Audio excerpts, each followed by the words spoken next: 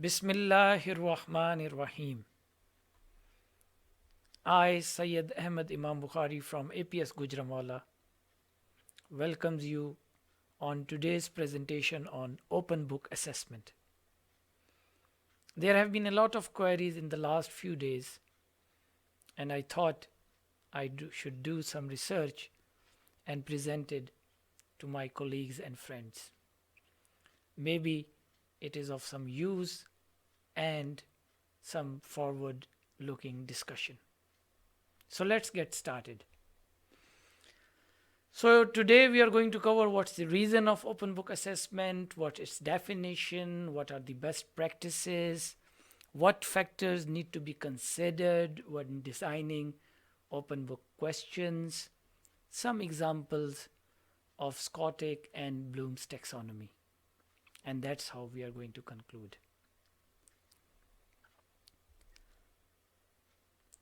Though one of the reasons of open book assessment this time has been COVID-19, but it has been rightly said by Professor Wemmer that exams are pretty artificial. If we come across any problem in our practical life, we will either consult professionals, experienced people, or we will try to look it into the books, or we will try to search it on the net. But we will get opportunity to solve our problem.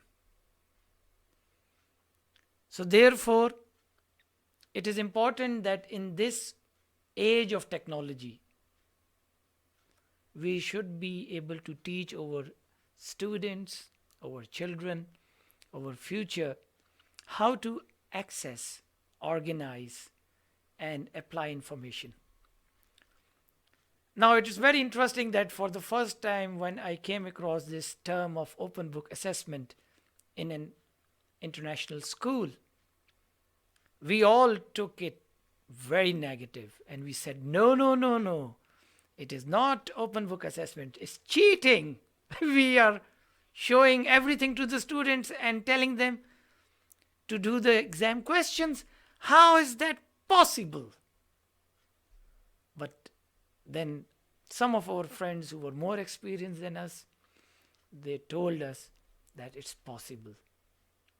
Students who go for professional experiences, who go for research, they have a lot of information available. But then they have to use that information in coming up to their idea. And that is what is the purpose of education. In open book, we allow students to get help from their books or notes or net. But we expect students to apply that and then write answers in their own words. It could be take-home exam, as it is being done this time in APSEX, that students will be attempting a paper which will be of an hour and a half, but they will be able to submit it before 24th of December 2020. And they have to follow the honor code. The honor code is that they will not copy from other student. They will not copy what is being given to them by their siblings or by tutor or by their parents, but they will try to do in their own words. This honor code has to be communicated because it is your own self-discipline that you want to improve yourself and you want to use your own knowledge. You will never be happy to copy it from other person. And that is what is going to be respected. So if you are going to give respect, respect is received. And when you are going to trust your students, we expect students are going to keep that trust. What are the best practices in using open book exams? Question should require students to do things with information, not just to memorize or rewrite. And there should be enough time. They should be able to think, what is this question about? What I should try to write in it. They can rewrite their answers. They can improve their answer. They can revise their answers on their own. There should be proper marking criteria. And you should be able to tell the students that the marks are allocated on knowledge, on comprehension, and on critical thinking. Students should be also informed that they will not get any marks if they are going to just memorize. And they should also be told that too much information will be also difficult to get that what he's trying to answer or she's trying to answer. So this is extremely important, that they should not just reproduce or just fill it up with a lot of information, but they should think, and whatever is appropriate as per the numbers of that question, they should answer accordingly. Questions in open book assessment should be devised according to the interpretation and application of knowledge and comprehension skills and critical thinking skills.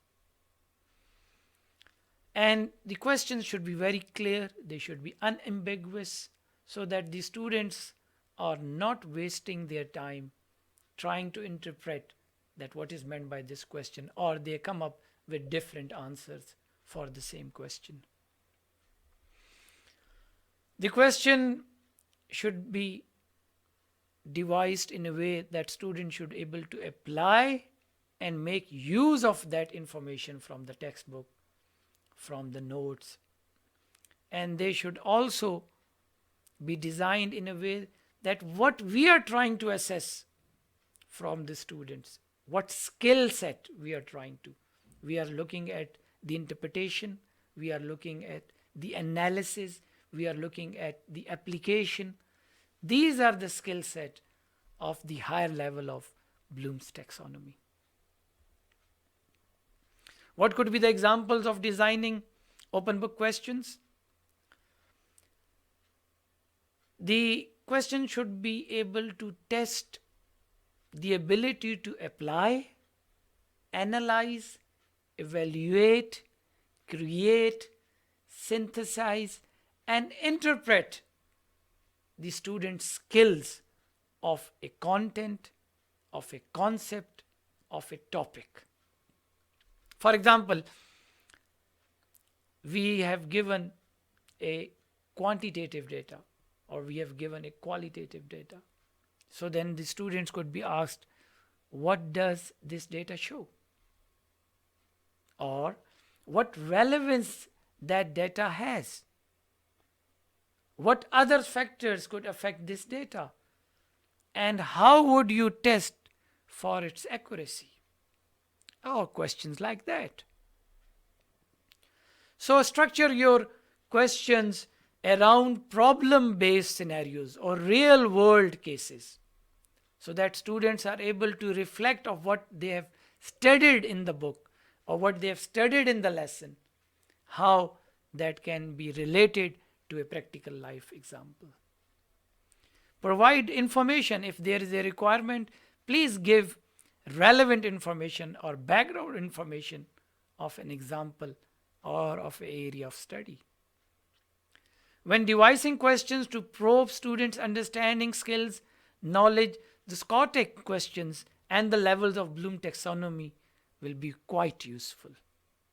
And this which we'll be taking in the next slides. So there are different type of Scottic questions, like clarification questions. The examples could be, what do you mean by? Could you put this in another way? What do you think is the main issue? Could you provide an example? Could you go further explain the point? While answering assumption questions, why would someone make this assumption?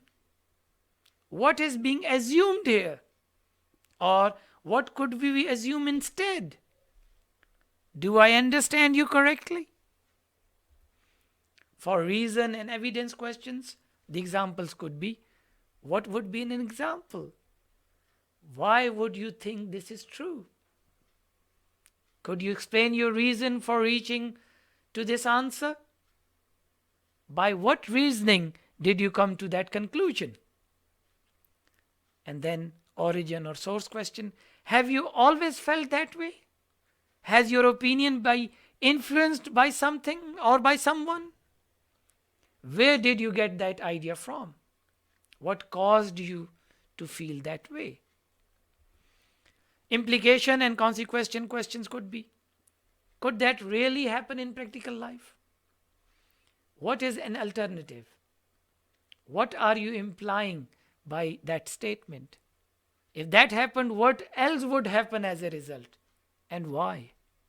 Viewpoint questions could be, how would other groups of people respond to this question, and why? How could you answer to the objection?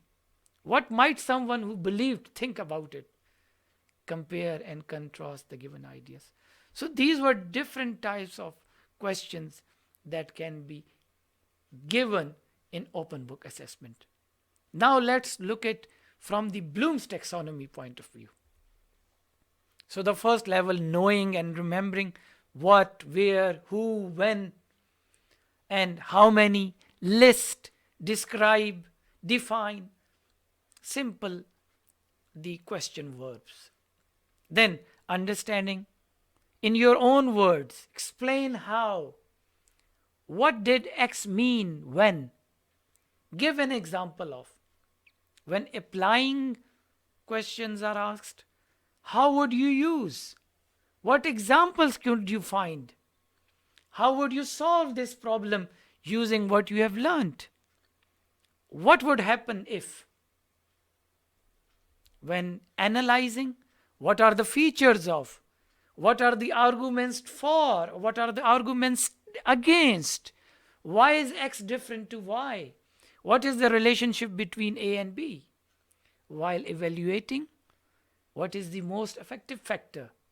Which method is best and why? Which one is the strongest argument? While creating, the questions could be, how would you design? What changes would you make? What would happen if? What would you do? How would you evaluate? Can you formulate a theory?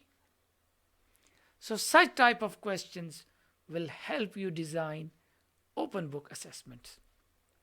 Now it is time to sit with your subject coordinators, with your teachers, and prepare questions for your subject as per level of the students. The question should follow open book assessment principles. Once prepared, please discuss these questions among one another, that what skill set we are trying to find out, how much time it will take, whether it is relevant for this age group before forwarding it to the exam cell. These were some of the references that I used in the preparation of today's presentation. I hope it will be of some use to all of you. Follow COVID protocols and take good care of yourself and your family. Thank you very much. May Allah bless you all. Assalamu alaikum wa rahmatullahi wa barakatuh.